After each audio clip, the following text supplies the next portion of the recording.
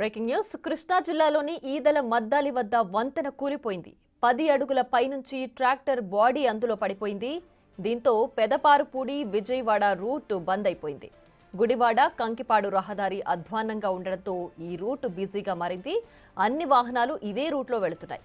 వంతెన శిథిలావస్థకు చేరినప్పటికీ మరమ్మతులు చేయకపోవడం వల్లే కూలిపోయిందని స్థానికులు ఆగ్రహం వ్యక్తం చేస్తున్నారు.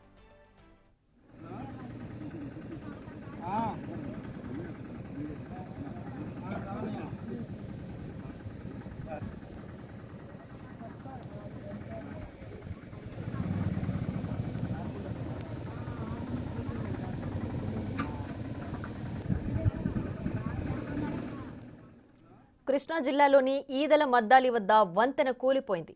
10 అడుగుల పైనుంచి ట్రాక్టర్ బాడీ అందులో పడిపోయింది. దీంతో పెదపారుపూడి విజయవాడ రూట్ బంద్ అయింది.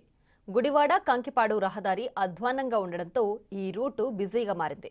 అన్ని వాహనాలు ఇదే రూట్లో వెళుతున్నాయి. వంతెన శిథిలావస్థకు చేరినప్పటికీ మరమ్మతులు చేయకపోవడం వల్లే కూలిపోయిందని స్థానికులు ఆగ్రహం వ్యక్తం చేస్తున్నారు.